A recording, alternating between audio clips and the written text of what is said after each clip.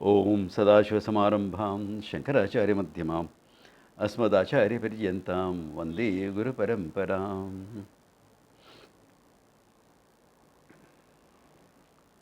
Any questions, clarifications, or you're fine to go ahead? Remember, the whole topic was about mastering the mind. Swamiji, Yeah. I had a question. Shoot. In the last class, you had explained how from sense data, Yeah. we get thoughts. From thoughts, we get feelings, and from Yeah. emotions, and from emotions, we get desires. Yeah. The question I had was sometimes for no particular reason, without sense data or thoughts, the mind will just be in a happy state or a sad state, the Yeah. emotional state. What is the reason for that, Swami? Yeah, they are called Sukshma Vrittis. A very good question. They are called Sukshma Vrittis, very subtle thoughts born of your Punya Papa. Lifetimes of Punya Papa that we gain, sometimes that will manifest either as just a happy feeling or a sad feeling without any given reason, without a very obvious stimulant. That can happen, yeah. That can happen. Okay, thank you, sir. Because Punya will make you feel more happy and Papa will make you feel sad. Yeah.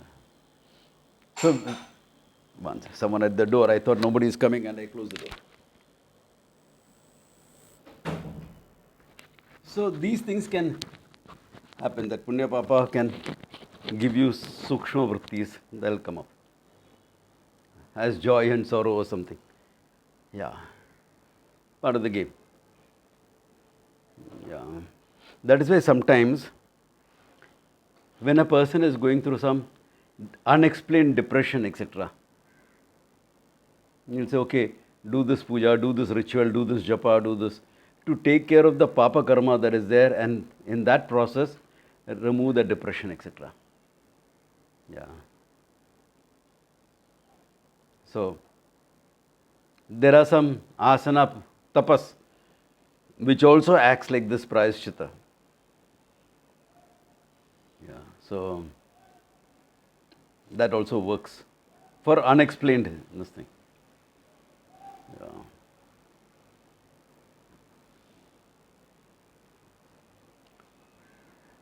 Now, there's so much of attention in the last few verses, if you notice, is paid to mastery of the mind. So much of attention is paid because what is it that takes you away from this knowledge? The knowledge has to take place in your mind. It cannot take place elsewhere. And any blocks also come in your mind alone. So, if you know how to listen in a class and the teaching is traditional, you will gain insights without a problem. That will happen. Then, what prevents you from living with that insight is your mind, is the habitual patterns of the mind that which is turbulent. I want this, I want that, I want that, I hate this thing, I hate that thing. Yeah. I've seen this happening in a lot of people. Yeah. When you're discussing something and the whole thing becomes emotionally loaded, it's triggered off something in you. It need not be that emotionally loaded. To be passionate about something is one thing. But that emotionally loaded arguments, etc., all that show, hey, your samskaras are hijacking you. You are getting hijacked by your mind. Therefore, understand what it is. Yeah. Yeah. I mean, take a simple case. I'll give you an example. Now, our ashrams don't have a dress code. You wear whatever dress you want, it's okay. But we don't expect you to be roaming around in a pair of shorts you know, or a t-shirt that is more like a singlet, cut off the arms. That type of thing is a bit inappropriate. That's all, nothing more than that. Ashram setup, temple, etc. So one of the tourists walked in. Now a couple of ladies walked in. They are tourists. They heard about Swami Dayananda Ashram in Rishikesh. If you go on to the Rishikesh tourist spots, you will find Swami Dayananda Ashram, place for Vedantic study, this, that, etc. So they came to check. So they don't know anything about how you are supposed to dress, this, that. So they walked in that type of. Immediately, one sadhu screaming, "This is not how you are supposed to." Arey, if you are not comfortable, tell them nicely, na? Hey, this is an ashram. We expect you to be a little bit more soberly dressed. But that screaming, that shows there is a problem here, not there. Yeah, not there. What is the problem there? Yeah. Yeah. But why it's hijacking your mind away? What happened to all your learning and wisdom and everything? Even if you feel the need to say, after all, they're just walking in, you can at the most tell them, hey, this is not a sightseeing place, this is not a tourist place, this is a place of learning, sadhana, etc. You can tell them that. Okay? For all you know, they're potential seekers. How do you know that they may not turn out to be good students of Vedanta? But that whole judgmental, critical approach, it is not their fault. It's the fault of this guy's mind. Even if your background makes you say certain things, it's a nice way of saying it. Yeah. If you're not said that, that means something to be taken care of. All your years of learning is hijacked by the sight of someone like that. Big deal. Yeah. I mean, someone stands naked in front of you. Okay, she's naked. Nice, fine, looks good. Or, but not good. Whatever. What's the big difference about it? If you have some understanding, you're not going to be upset at that. Okay, coming to an ashram like that, inappropriate. Fine, all right. More than that, what is the problem? So if some things like this are being triggered off, you have to pay attention to that mind. Tasya harati prajnam vayurne vambasi. Yeah. Your prajna is taken away like a small boat in the ocean. Get it? What happened? What's your learning worth then? Yeah. I mean, what's really learning worth? If it disturbs you so much. Yeah. I am talking because of the discipline of the ashram. Revade, we all know. You are not running the ashram for you to bother about discipline.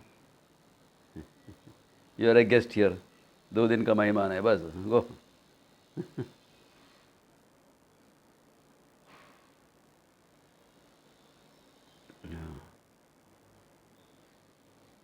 At the same time, it is funny. Men can walk around bare-chested, no? With just an angavastra. Men can walk around bare-chested. That's okay.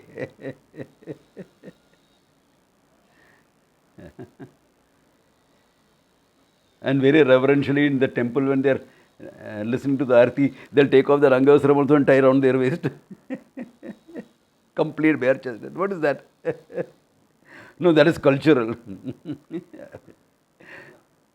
To have a little bit broader perspective, etc. That means what?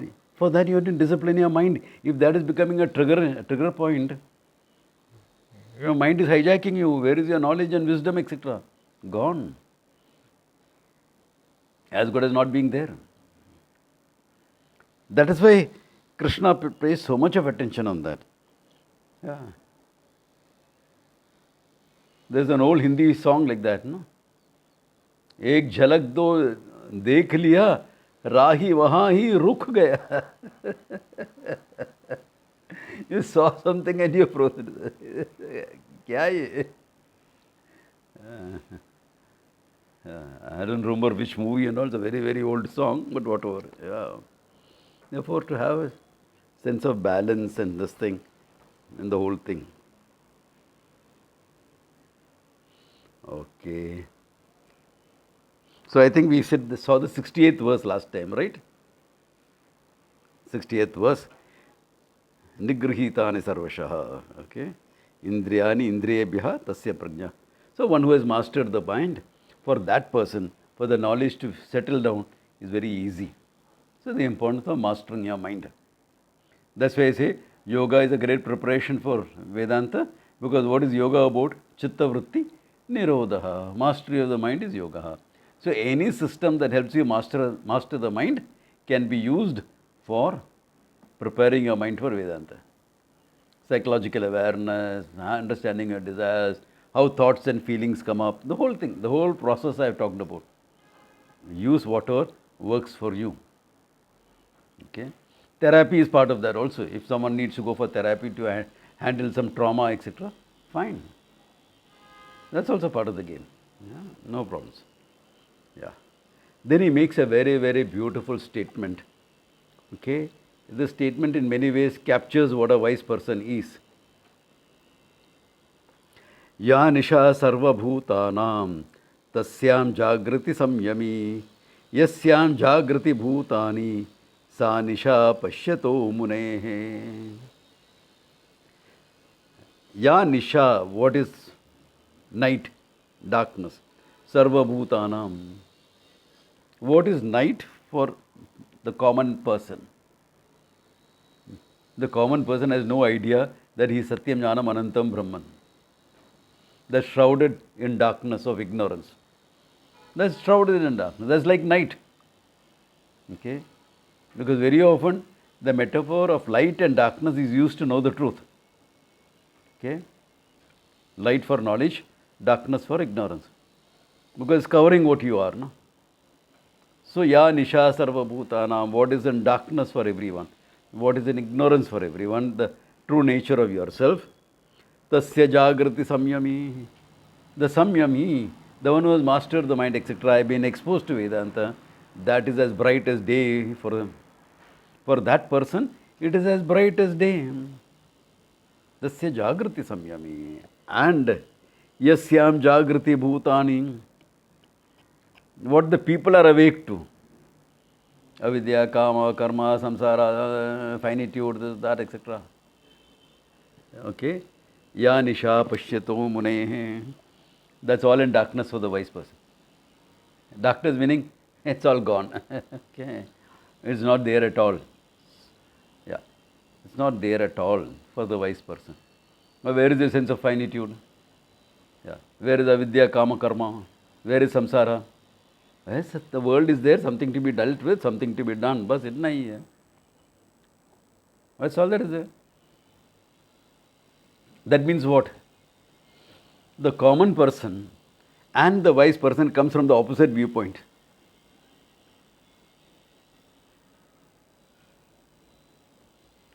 That's why sometimes understanding each other and communication becomes a big problem. Yeah.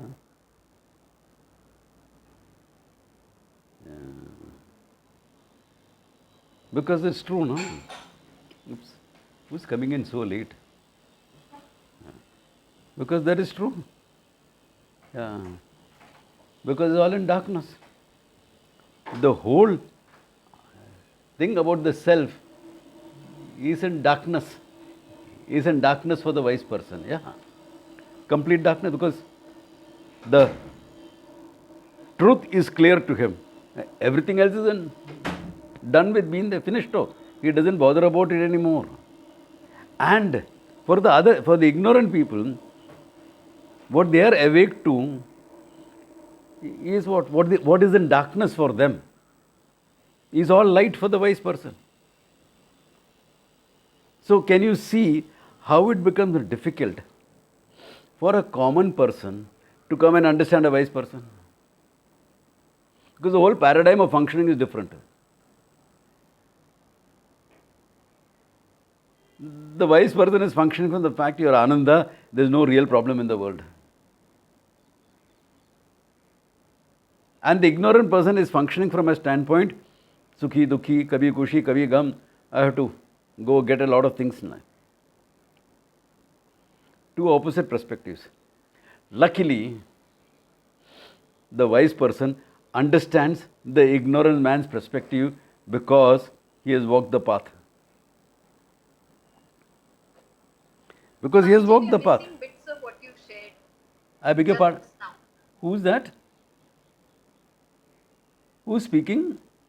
Swamiji, we missed a bit because Shilpi. Okay, you missed a bit. Yeah. So, luckily, what I'm saying is the wise person has an understanding of what the ignorant. Can you hear me now? Or can't hear me? There is network issues, Swamiji, at your end, I think. Let me see. It's choppy. Maybe if you switch off the camera for some time, it might come back. We have to get No, the network coverage is pretty good. Yeah. Yeah. Is it better now? Seems so, yeah. Can you- Slightly better, Swamiji. Can you all hear me? Yes. Okay. Yes, now we can, Swamiji. Okay. So sometimes maybe it just flickered a bit. With all the rains and everything, the network may be flickering a bit. Anyway, as I was saying, the saving grace here is the wise person has an understanding what the ignorant is going through. Why? Because he was in the same boat some time back. No? He was in the same boat. He has gone through the same things. Therefore, there will be some natural compassion and understanding. That's why communication is possible. Yeah.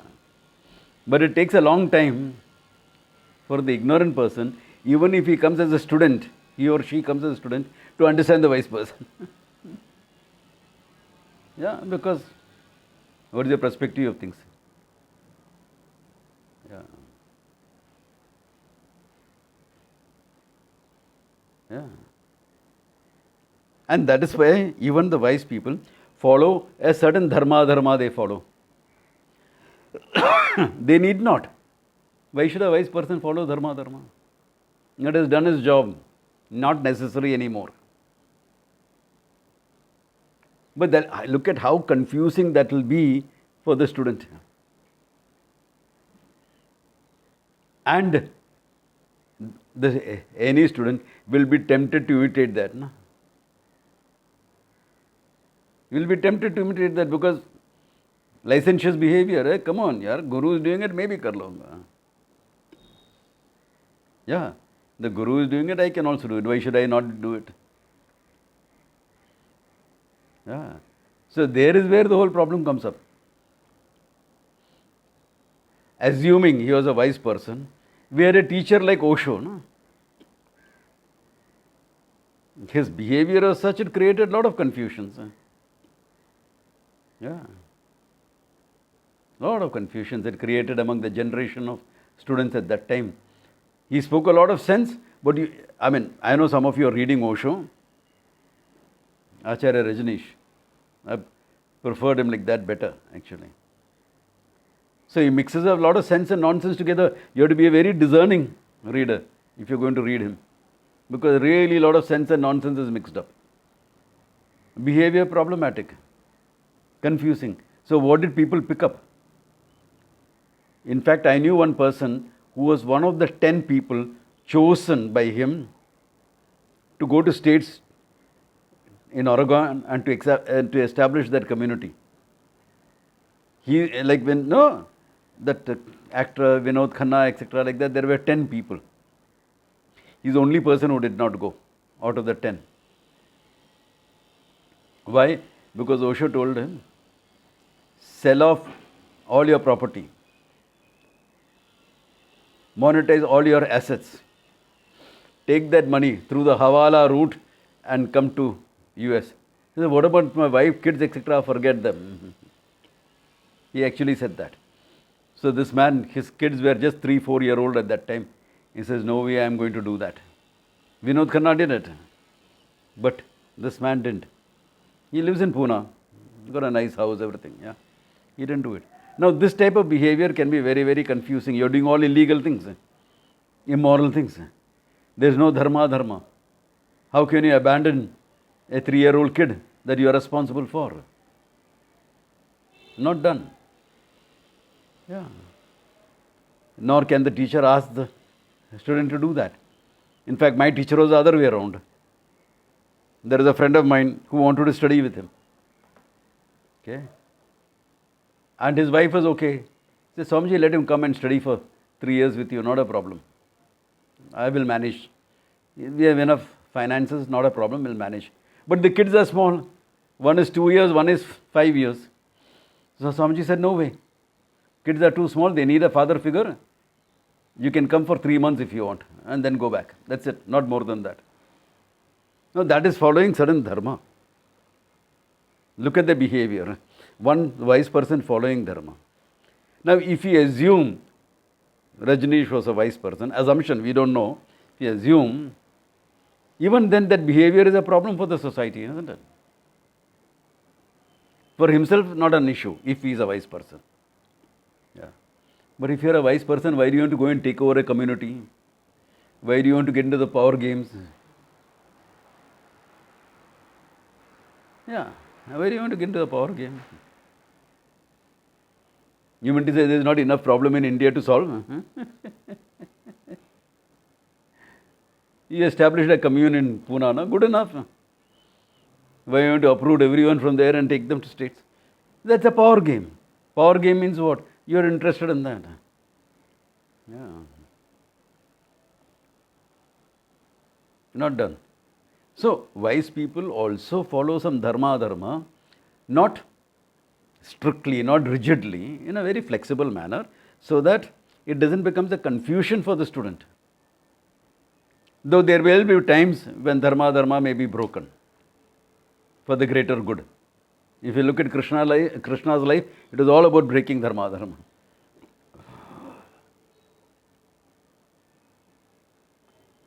Yeah. Because it comes from this standpoint. Another way of putting the same thing would be, in modern language, all of us function from a point of insufficiency. My heart is empty. I need something to be good, to be okay about myself. I need a lot of things. The paradigm of insufficiency. And the more you get, still the heart is a lonely hunter. It's not enough. Where the wise person functions from a paradigm of sufficiency. I am Ananda. I am full, complete. Why are you doing all the things? Loka sangraham eva. That's it. Yeah. Good. People will benefit from that. Do it. Yeah. Or you just felt like it. Your prarabdha is taking you here and there. You go. Yeah. So, two different, again, two opposite standpoints. Two opposite standpoints. Yeah. Necessary to understand this. Yeah. Otherwise, you'll always be confused with some of the teacher's actions. Like I remember my South Bombay class. Okay. There was a young lady coming to my class. And all the other students were feeling, you're giving her too much of time.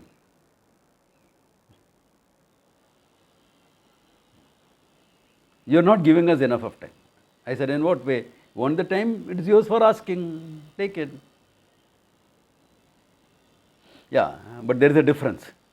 Why? Swamiji, I want you to come home because I have some questions to clarify. Then I have to come home. Then you're getting dinner ready. I'm chatting with your husband. After the dinner is over, I am answering your questions, then going home. So class gets over at 7:45. By the time I leave your home, it is 11 o'clock in the night. I am happy to do that, but how often? How often?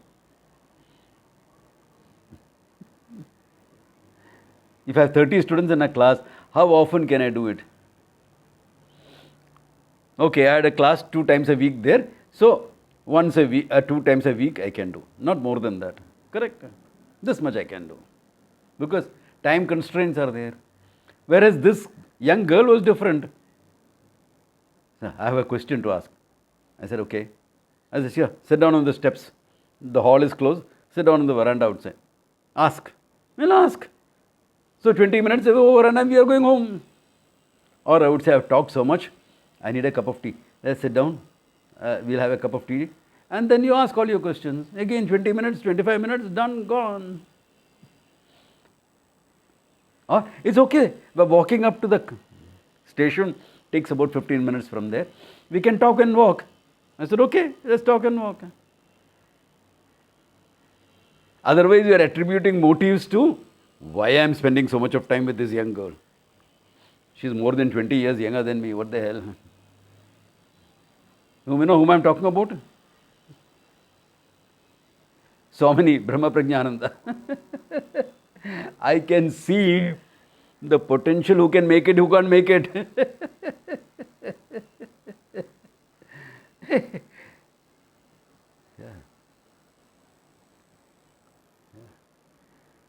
By the time she came to me, I was a sadhu for 20, 30 years. Yeah. Yeah. For 25 years, I was already a sadhu. So I know who can make it, who cannot make it. But people are welcome to attribute motives if they want to. Yeah. Yeah, it's true. The time given will depend upon how the student is responding. No? I mean, my time, I don't need for myself, it's available for people. Yeah. Yeah. You come and ask one, say, talk, chat, no issues.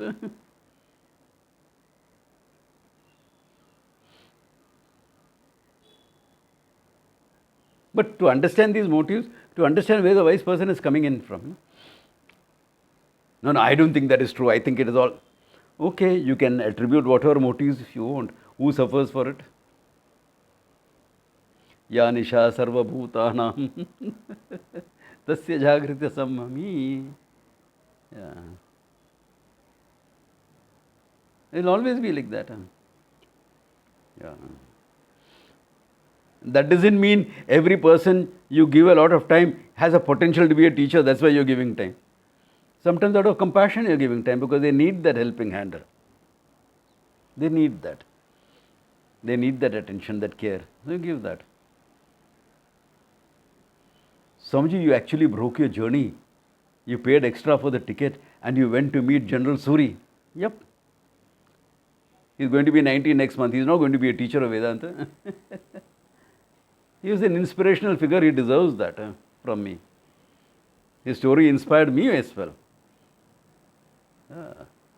And I use this story in the workshops. Inspirational figure. He deserves that. The time and attention from me, he deserves. For the hundreds of people he has helped, he deserves that time and attention. Yeah. In the army, outside the army, how many people he has helped? I know, his children know. But he does it so quietly, very few people know. Yeah.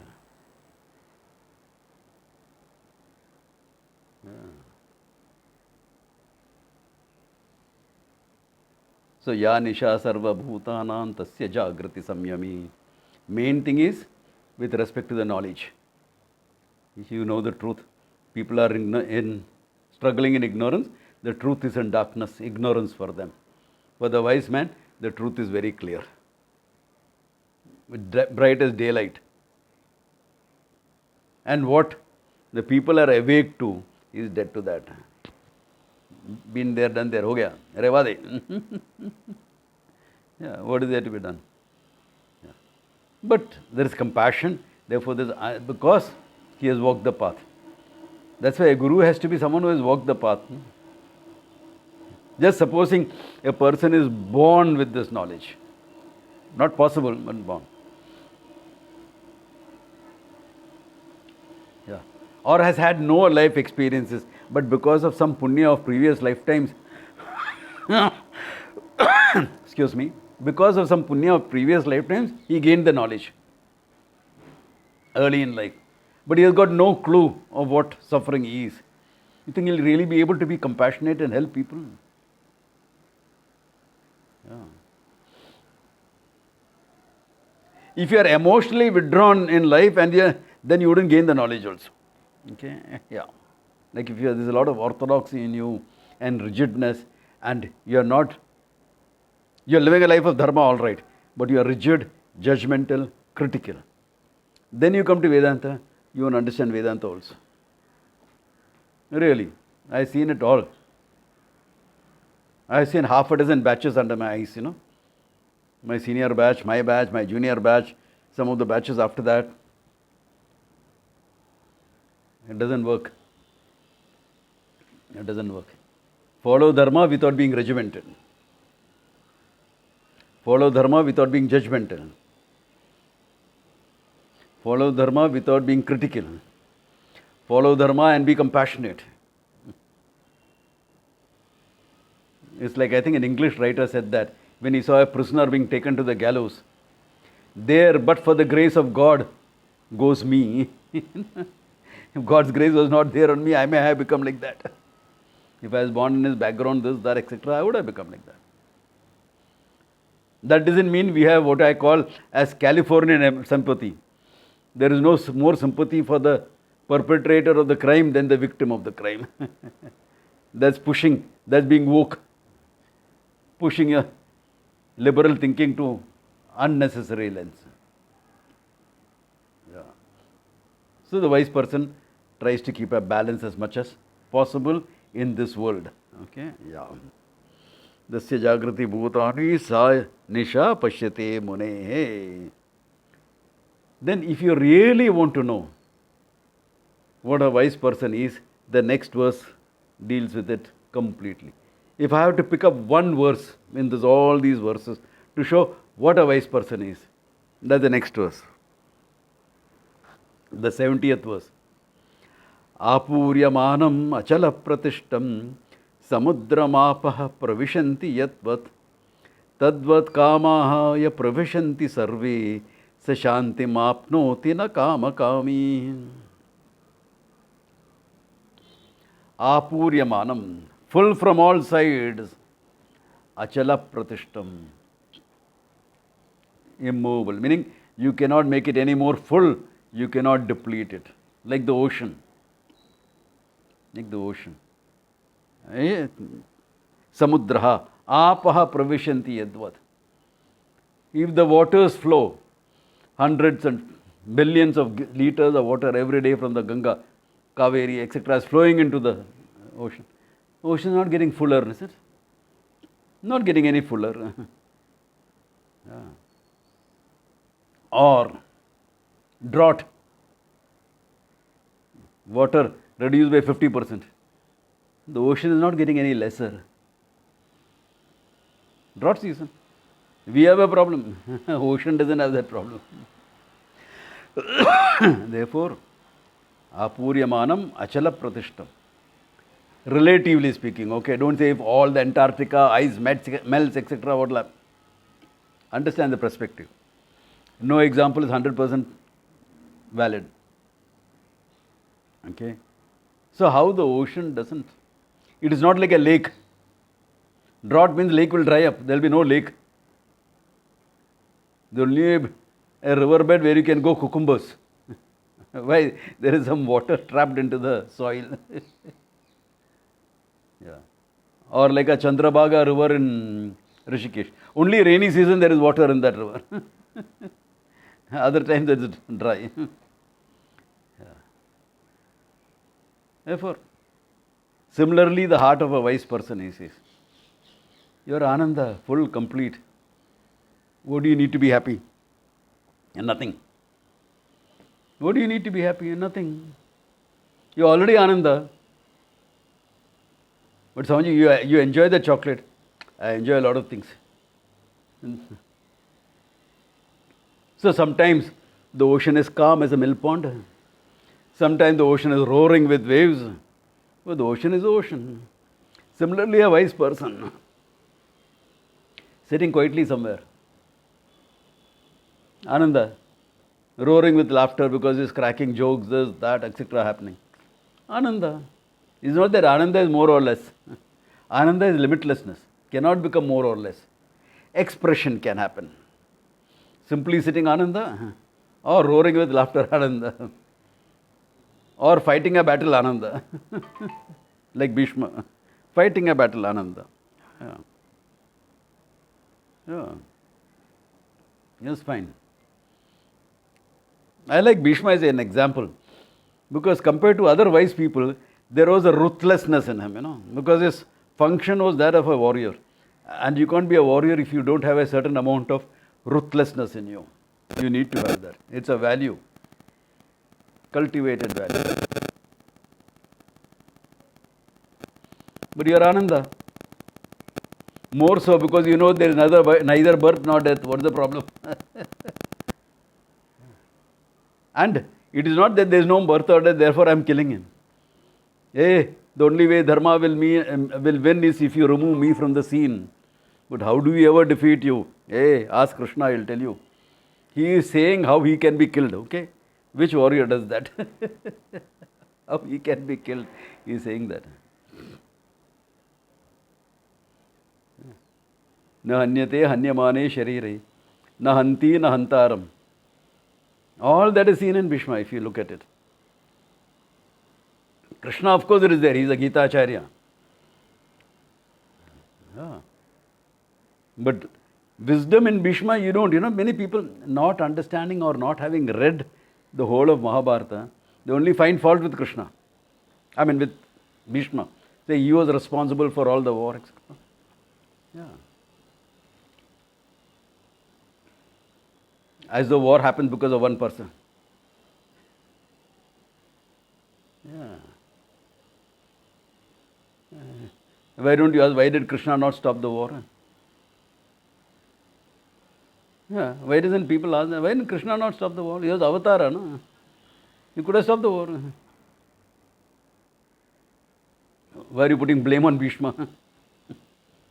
Bhishma was not an avatara. He had come here, he had born on earth as a curse. He had to live on earth and go through the suffering. Yeah.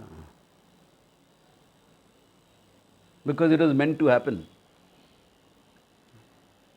From Dwapara to Kali, if it had to shift, if that shift had to be made, any yuga shift has to have these type of events happening. The old has to be wiped out before the new can come. The new may be good or bad, that's a different thing. Kali Yuga, it's a deterioration. So all the more reason why a lot of the old has to go. Yeah, it's the cyclic nature of creation. But the fact of what the person was, Samudra Mapaha Pravishanti, Apurya Manam Machala Pratishtam. The heart is so full, it's fine. Yeah.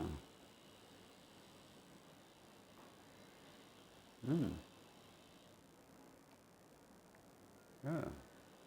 I mean, look at the magnificent city of Dwaraka, Krishna city. Gift from Varuna Deva, with the understanding that after your lifetime, I am going to take it back.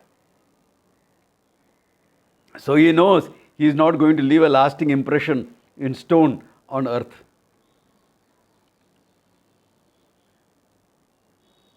The most ignoble of deaths, no? Greatest warrior to have walked the land, and you're going to be killed by a hunter's arrow on your feet of all people. Things. I think this is where the more than Achilles' heel, it was here. I think the Greek mythology copied from Indian mythology. Yeah. Heel, tell me, where have you ever seen when someone got shot in the heel and they died? if they were given treatment in time? Have you ever seen that? Is it medically a possibility? At the most, you'll walk with a limp because your Achilles tendon is damaged. That's all. Maximum only that much. But that's how he was meant to go. It's all part of the plan. Yeah. But he sees the city being destroyed and he sits in contemplation and goes, why? It is time for me to leave. Apurya manam achala pratishtam. Yeah. I mean, whole civilizations have gone, no? Yeah.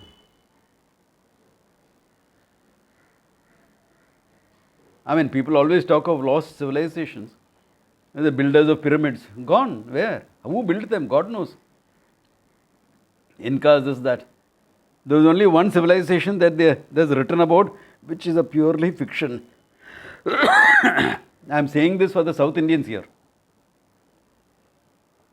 The YouTube is filled of videos of Kumari Kandalam. Have you all heard about this? Okay. No. It is a pure work of fiction.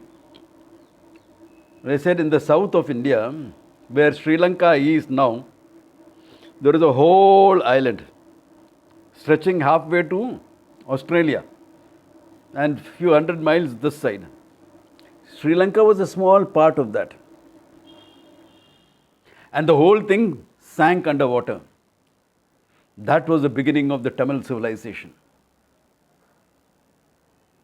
Complete bullshit. Complete nonsense.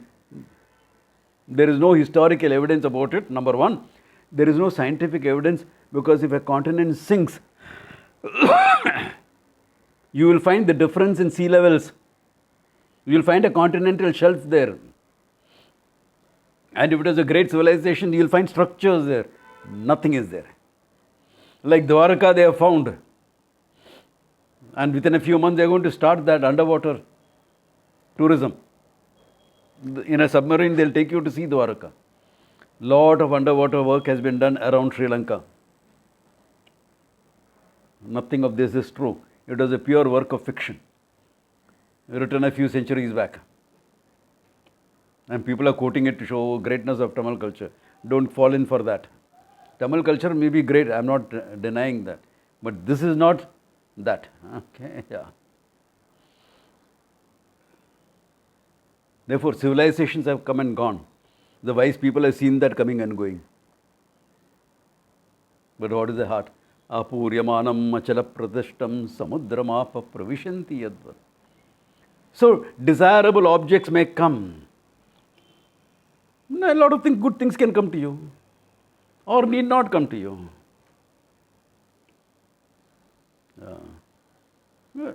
Both ways it happens, no? The good, the bad, the ugly will happen. Are you shaken by it? You enter the breakfast. अरे आज पोंगल बड़ा है, मजा है. आज पोहा है. If you are from Maharashtra, you don't want to see poha in your life again.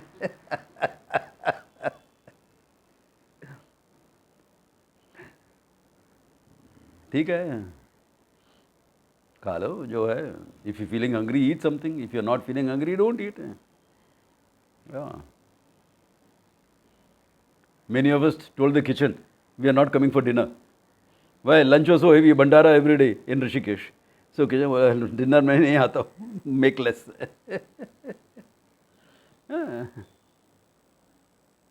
So whether desirable things come to you or don't come to you, this can happen in anything. Okay? I mean, I'm just giving the example of food because in a sadhu's life, that is the most thing. Other things, what are we involved in? But let us say, in a wise person's life, beautiful things come. You enjoy it, fine. You don't get anything. Enjoy the absence of things. Enjoy the presence of things, enjoy the absence of things. Both ways you are ananda. Water flows in, doesn't flow in. You are full. Things come to you, don't come to you. You are full and complete. Yeah. Does this mean that a wise person cannot enjoy the good things in life? then there's something wrong with his brain. If you can't enjoy the good things in life, there's something wrong here.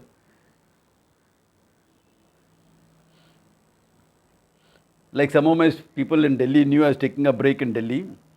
So Gunjan rings me up.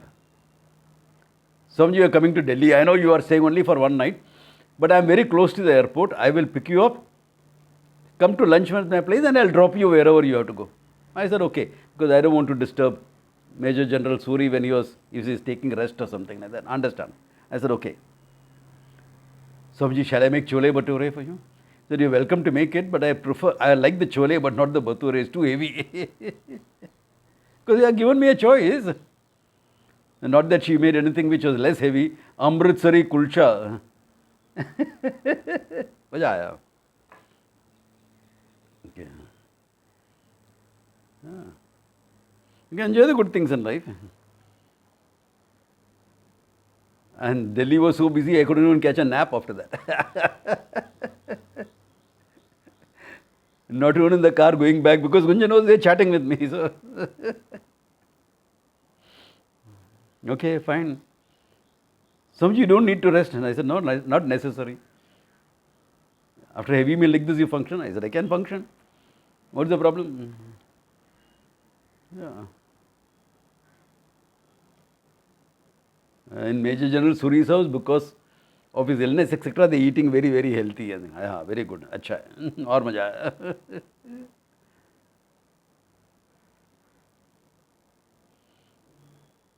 What I'm trying to say is, hey, every wise person can enjoy the good things in life, but his happiness doesn't depend upon them. Every wise person can go through miseries in life. Life can be miserable, but your ananda is not dependent on it, it's not any less. You think even today, sadhus are living in Rishikesh, in small huts and things like that. Not very common, but you'll find a few. You think their life is happy? Comfortable? Winter you're freezing. Summer is so hot you can fry eggs on the rocks outside. Rainy season is flooded out. Yeah. But they're okay. They're okay, fine. Yeah.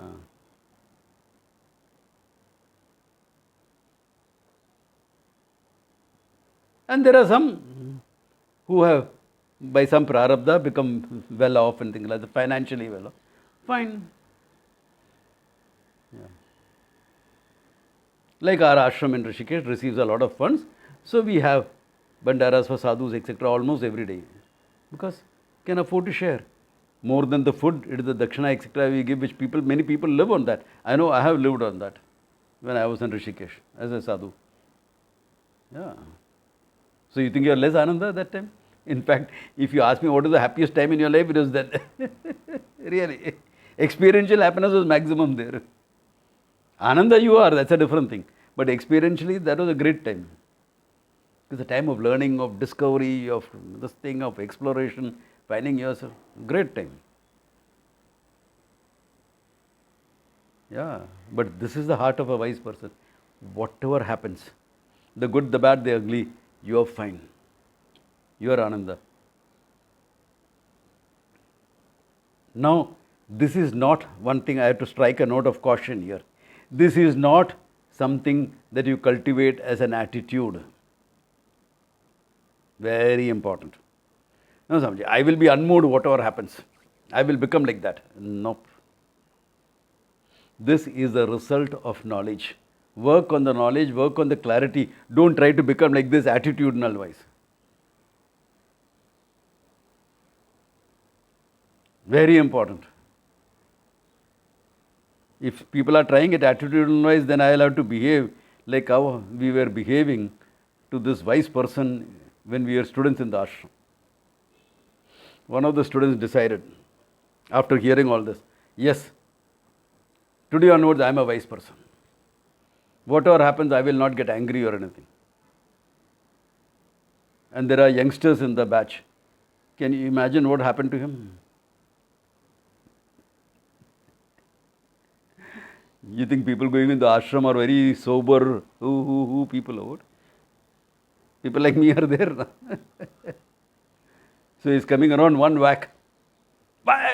Hey, you're not supposed to get angry, a wise person. He goes walking around, before he reaches the room, someone is giving him a kick. Why did you kick me? Don't get upset, wise person. 2 days he was cured.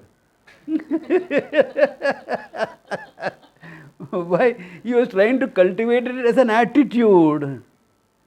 Doesn't work. But Swamiji, if someone slaps a wise person, like someone slaps you, what will you do? I'd like to see the person who has the guts to do it.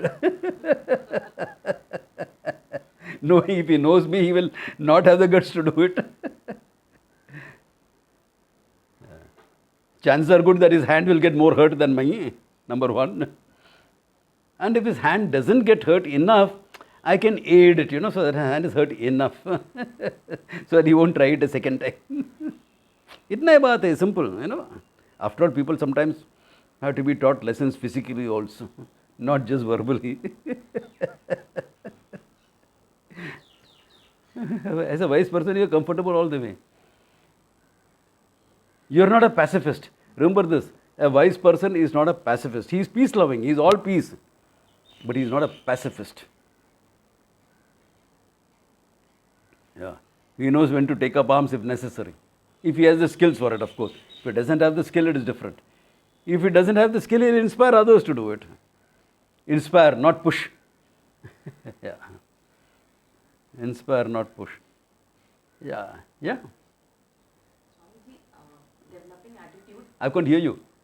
Developing attitude is developing. We're talking about attitude, right? Here. Yeah, yeah. So, if I see a problem and I see that I'm completely moved by it, Yeah. and I know that I'm learning Vedanta, Yeah. and I then question myself that what is going on with you? This is all, Yeah. you cannot be behaving Yeah. like this. Is this okay or not? Okay. So the question is, if you're a student of Vedanta, you got insights and you're facing problems, what do? How do you handle it? Don't try to bring this attitude. Handle it through Karma Yoga Buddhi. Acceptance, proactiveness. Acceptance, proactiveness. Handle your emotions by changing your pattern of thinking, etc. That is the psychological work. That's what you do as a student, so that in time, the knowledge becomes so well rooted in you, it doesn't matter. You don't have to do it anymore. So you don't know when the Karma Yoga Buddhi transformed into the result of knowledge. One fine day everything is fine, whatever happens, things are fine. Yeah. So it takes some time, that's okay, let it take that time. Give yourself that time and give yourself that inner leisure to be able to do it aram se. So as the Guru says in the Taittiriya Upanishad, okay, Swadhyaya pravachanabhyam na pramaditavyam. Keep the studies going. Commit yourself to the studies, keep the studies going. Before you know it, wisdom is yours. I'm not joking. Everyone who walked off to join the ashram thought it will take a whole lifetime. And all of us found it doesn't take a whole lifetime. Yeah. Whereas anyone who tried to cultivate as an attitude didn't work, it flopped. Yeah. That also I have seen. Either we help the person to understand that it doesn't work, or he is trying to do it afterwards, after he has left the ashram with his students and all, acting Mahatma. Doesn't work. Because then there is nobody to challenge him. No? Ashram area, the champions like me are there not to challenge him. But if you do it outside, who is there to challenge you? He is going to Chennai or Indore or Bhubaneswar or whatever and saying, only he is there, who else is there? Or she is there, who else is there? So, not as an attitude.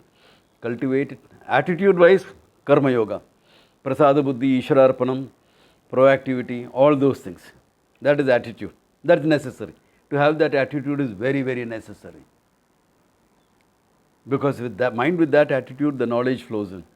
Once the knowledge flows in and you own it up, This happens naturally. This happens very, very naturally.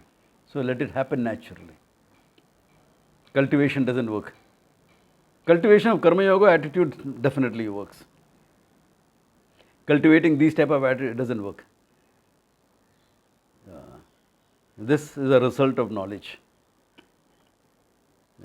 Like, you're worried about something. You can't say, I'll cultivate an attitude of peacefulness even when I'm worried. It doesn't work. But you change your thinking, then that peace comes in. Similarly here, you gain the knowledge, then that fulfillment comes in. If fulfillment is not there and you're trying to act fulfilled, it won't work. Here is one place where fake it to make it will not work. There are many places like that where fake it to make it will not work.